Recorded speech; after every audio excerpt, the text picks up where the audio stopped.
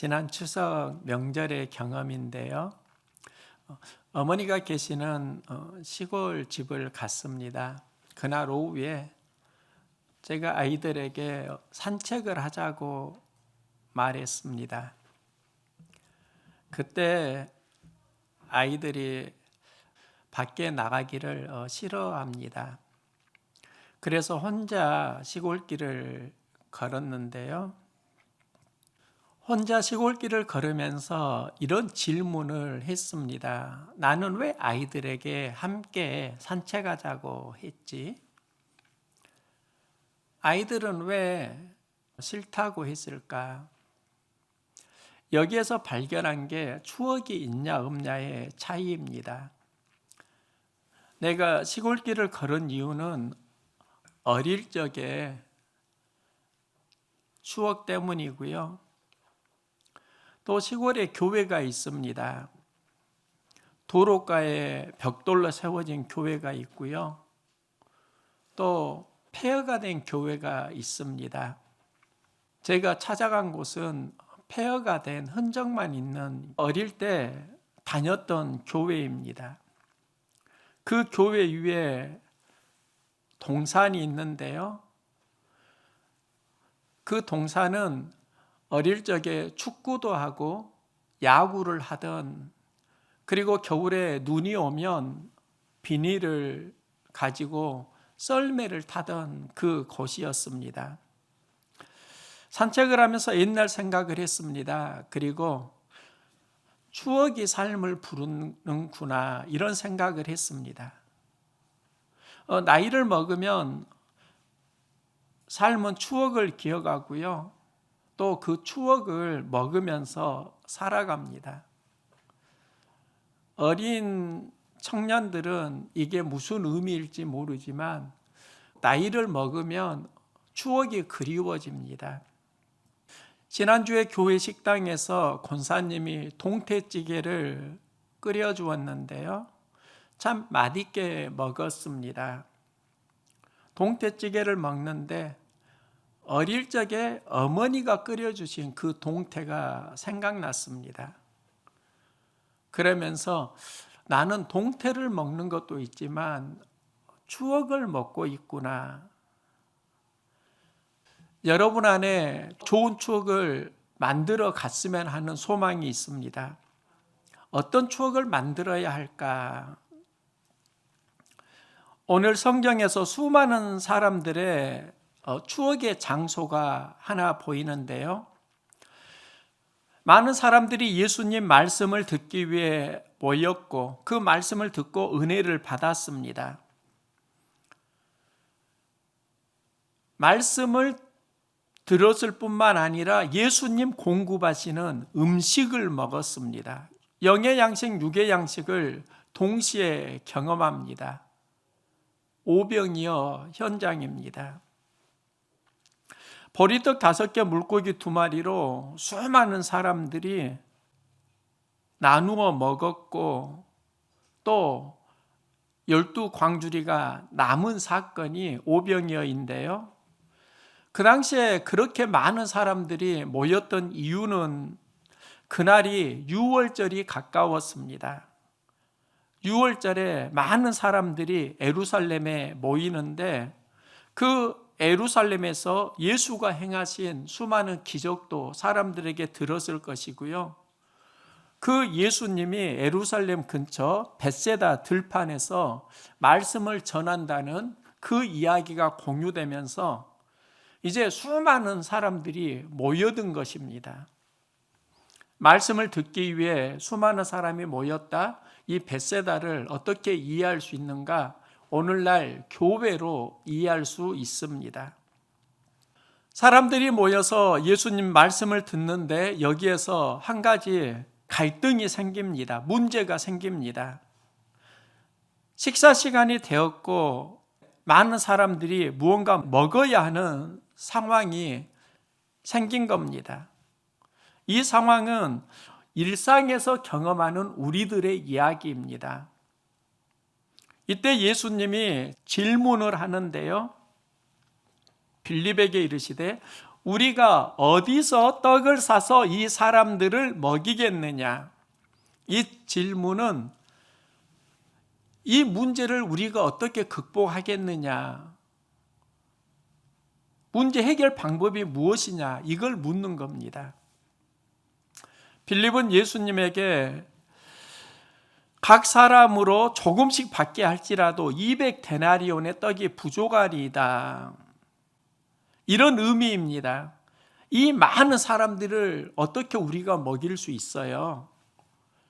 지금 200데나리온도 없지만 200데나리온의 떡을 어디서 사오고 사온다 하더라도 그거 부족한데요?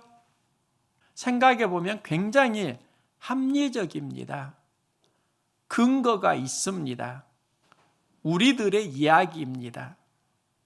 그의 생각은 조금씩 먹게 할지라도 부족하리이다. 조금과 부족에서 빌립이 가진 생각이 명확하게 잘 나타납니다. 합리적이고 결론은 이 문제를 극복할 수 없다. 안 된다 신앙입니다. 그 논리가 견고하고 합리적이어서 반론을 제기하기가 어렵습니다. 저도 목회를 하면서 빌립처럼 해온 것 같습니다. 합리적으로 생각하고 안 되는 이유에 포기를 했던 게 많습니다. 문제는 진단하는데 그 문제를 극복할 방법을 찾지 못해서 하지 못했던 경험이 있습니다. 빌립의 이야기는 우리들의 현대인의 삶의 상태라고 할 수 있습니다.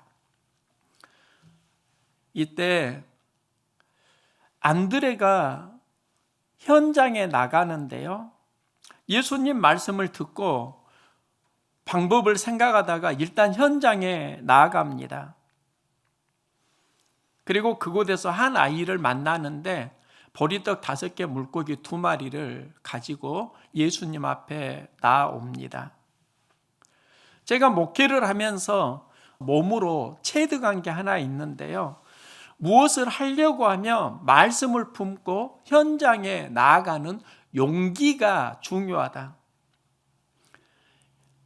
현장에 가서 용기를 내면 길이 열리는데 현장에 가지 못하고 계속 바라만 보다가 멈추고 하지 못했던 일들이 많이 있더라고요.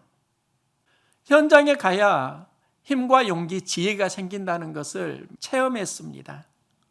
현장에 가면 눈이 열린다는 거 경험했습니다. 지난주에 교회 개당 지붕 공사를 했는데요. 이 일을 하기 전에 굉장히 많이 망설였습니다. 위험해 보이는 겁니다. 경사가 있는데 잘못하다가 사고 나면 어떻게 하지? 그래서 망설이다가 일단 스카이잭을 한 달 우리가 임대를 했으니까 스카이잭이 있을 때 작업을 해야지 그렇지 않으면 못한다. 그래서 스카이잭을 타고 위로 올라가 보았습니다. 밑에서 볼 때와 위로 올라가서 경험할 때 많은 차이가 있었습니다. 현장에 올라가니까 방법이 구체적으로 보이고 망설이던 일을 할 수 있었습니다. 우리는 생각을 참 많이 합니다. 그 생각은 현장을 만나고 기도할 때 깊고 넓어집니다. 일을 하면서 생각하면서 일을 하는데요. 이 생각이 성장하려고 하면 현장에 들어가는 용기가 필요합니다. 생각이 용기를 만나야 하고 그 용기가 현장에 연결될 때 놀라운 일들이 많이 일어나는 겁니다. 교회를 개척하고 현장의 영성을 많이 경험했습니다. 예전에 영어 공부를 할 때 맨투맨을 몇 번 보았는데요. 그때 영어 문장이 생각납니다. 어려울 때 친구가 진짜 친구다. A friend indeed is a friend indeed. 발음이 엉망이지만 이 영어를 맨투맨 공부를 할 때 보았던 기억이 나는데요. 책상에서 공부했는데 그 의미는 어려운 삶의 현장을 경험할 때 깨달았습니다. 그러니까 책상에서 하는 공부와 현장에서 경험하면서 깨달아가는 건 다르다는 겁니다. 어려울 때 하나님 보내주신 진짜 친구를 많이 만났습니다. 현장에 외롭습니까? 외로움을 통해서 외로움을 이해하시기 바랍니다. 나의 상처를 통해서 타인의 상처를 알아가시기 바랍니다. 신앙은 말씀을 가지고 현장에 들어가야 합니다. 안드레는 말씀을 가지고 현장에 들어갑니다. 그리고 보리떡 5개 물고기 2마리 가진 소년을 만납니다. 현장에서 사람을 만나게 되고 하나님의 사역은 사람을 통해서 씨앗으로 시작이 되어지는 거 많이 있습니다. 소년은 많은 사람들에게 나누어 주어야 하는데 음식이 지금 없다. 이 상황을 안드레에게 듣는데요. 소년은 자신이 가진 음식을 예수님께 드립니다. 소년이 안드레에게 준 것은 무엇일까? 소년은 어디로 그 음식을 보내는 것일까? 우리는 보리떡 5개 물고기 2마리를 생각하는데 생각을 해보니까요. 그게 아니더라고요. 보리떡 5개 물고기 2마리는 보이는 현상일 뿐 소년은 자신이 할 수 있는 것을 예수님이 계시는 말씀 안으로 보내는 겁니다. 이게 소년의 믿음입니다.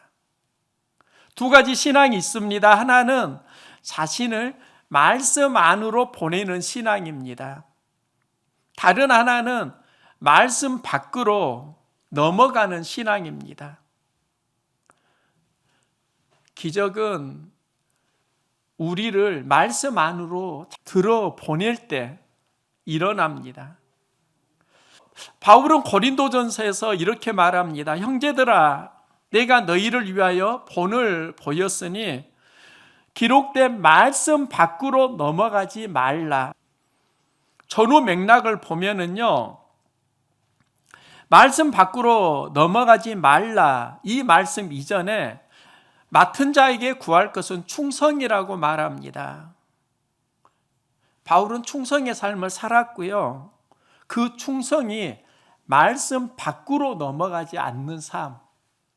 여기에서 하나님의 칭찬이 있다고 말합니다.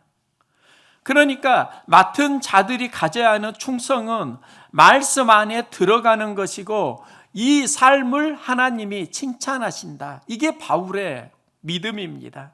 하나님 칭찬을 들으면 마음에 감동이 생기고요. 이 감동이 기적으로 연결됩니다. 하나님 말씀을 듣고 감동을 받으면 삶은 말씀 안으로 연결되고 새로운 기적들이 많이 일어난다는 겁니다. 아담과 하와는 최초의 인류인데요. 하나님 주신 에덴 동산의 축복을 누리지 못합니다. 하나님은 에덴 동산에서 생명나무 열매를 먹게 하셨는데 선악을 알게 하는 그 나무는 금하셨습니다. 모든 열매는 먹으라고 허락하셨는데 한 가지 선악을 알게 하는 나무 먹지 말라. 선악을 알게 하는 그 나무는 열매는 무엇인가? 하나님이 말씀하신 밖에 있는 나무입니다. 마귀는 여자에게 하나님이 금하신 말씀 밖의 열매를 먹으라고 유혹합니다. 이 말은 말씀 안에서만 살지 마. 말씀 밖으로 나오면 눈이 밝아진다. 너희가 하나님처럼 된다. 나오라고 유혹합니다. 말씀 안에서 하나님 주신 축복을 누리던 그들이 이제 하나님 금하신 열매를 먹고요. 말씀 밖으로 나오고 죄를 짓고 죽음에 이릅니다. 말씀 밖으로 나오라는 이 유혹이 여러분에게 계속 반복적으로 들려오지 않습니까? 예수님도 이 유혹 경험하셨습니다. 40일 금식 기도하시고 공생애 시작하실 때 마귀가 유혹합니다. 예수님이 받으신 세 가지 시험은 한마디로 말하면 말씀 밖으로 나오라는 유혹이고요. 예수님은 말씀으로 그 유혹을 무찌릅니다. 말씀 밖으로 나가지 않겠다라는 선포입니다. 최초의 인류는 마귀에게 지고 예수님은 마귀를 이깁니다. 예수님은 이기고 사람은 졌다. 이 이야기가 아닙니다. 말씀 밖으로 나가면 지고 말씀 안에 들어가면 이길 수 있다. 이게 주님의 메시지입니다. 소년은 자신이 가진 것을 말씀 안으로 보냅니다. 예수님께 보냅니다. 예수님은 그 소년이 전해준 그거 씨앗을 받고 하늘을 우러러 축사하시고 기도하십니다. 이 축사가 감사라는 의미입니다. 예수님 그냥 감사하셨구나. 그런데 현장을 보면 역설입니다. 많은 사람이 있는데요. 음식은 적은 상황입니다. 부족합니다. 이걸로 문제 해결할 수 없습니다. 이때 예수님은 감사하고 기도하십니다. 힘들고 어려울 때 감사하고 기도가요, 문제를 해결하는 연결고리가 됩니다. 여기에서 수천 명을 먹이는 기적이 일어납니다. 우리가 보아야 하는 것은 기적이 이루어지는 과정이에요. 소년이 자신이 가진 것을 말씀 안에 보내고 여기서 문제를 해결하는 씨앗이 시작되고 그 씨앗이 예수님의 감사 기도를 통해서 자라는 겁니다.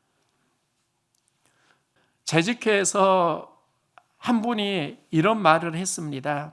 그 보수공사 관계로 얼마 전에 재직회를 했는데요. 보수공사 일이 마무리되면 좋은데 마무리하자는 말을 못하겠어요. 교회 형편이 할 수 있는 상황은 아닌 것 같아요. 한 분이 그런 이야기를 했습니다. 그 의미 누구보다 잘 압니다. 버거운 현실의 문제 있습니다. 그래도 재직회에서 마무리하자는 이야기를 했습니다. 그런데 생각을 해보니까 가장 걱정하고 염려하는 사람, 미치도록 마치고 싶은 열정이 있는 사람, 그가 누구일까요? 제 자신인 것 같더라고요. 그런데 두려움도 크게 느끼는 사람이 내 자신이라는 거 알았습니다. 언젠가 해야 하는 일이라면 마무리를 해야 하는데 염려, 걱정이 많이 있습니다. 마무리는 해야 하는데 갈 힘이 버거울 때 영혼의 신음이 솔직히 있는 겁니다. 새벽에 기도하는데 하나님이 이런 마음 주십니다. 하나님이 하십니다. 이 감동이 있어서 걱정하는 가족에게 문자를 보냈습니다. 하나님이 하십니다. 이 문자를 보냈는데 답장을 보냈어요. 목사님 힘내세요. 맞아요. 주님께서 함께 하시리라 믿습니다. 그냥 평범한 문자일 수 있는데 굉장한 힘과 용기가 되더라고요. 그리고 내 안에 이 문자를 한 분에게 받는 게 아니라 우리 선원 공동체 모두에게 받았으면 좋겠다. 모두가 공유했으면 좋겠다. 하나님이 함께 하실 거라 믿습니다. 안 된다. 내가 할 일 아니다. 버겁다. 이런 빌립의 마음이 우리들의 마음 아닌가요? 하려고 하니까 고단함과 외로움이 찾아왔습니다. 그런데 기도하니까 하나님이 하십니다. 이 마음이 자꾸 드는 겁니다. 하나님이 하신다. 이게 무슨 말이지? 내가 최선을 다하고 결과는 하나님께 맡긴다. 내가 최선을 다할 때 하나님이 일하시는 최선과 연결됩니다. 저는 그래도 최선을 다했습니다. 가진 것 모두 드렸고요. 또 현장에서 몸으로 섬겼습니다. 내 힘으로 한계 나오니까 하나님 하실 거라는 그런 믿음을 가지고, 때로는 하나님 일이잖아요. 저 하나님께 다 드렸잖아요. 교회도 법이나 했잖아요. 그런데 모든 책임은 왜 내가 다 져야 합니까? 왜 내 일입니까? 하나님께 따지고 기도하기도 했습니다. 그리고 하나님께 맡기는 겁니다. 선운교를 보면 생각을 해보니까 문제가 있을 때마다 감당한 분들은 소수 몇 분이더라고요. 항상 그분들이 감당해 왔습니다. 이번에도 또 그런 마음이 느껴지는 겁니다. 십시일반 연결되면 좋겠는데 그게 쉽지 않더라고요. 이 일을 하는 과정에 가장 힘을 써주고 많이 드린 분은 우리 어머니입니다. 80이 넘은 어머니가 가진 것을 주셨는데,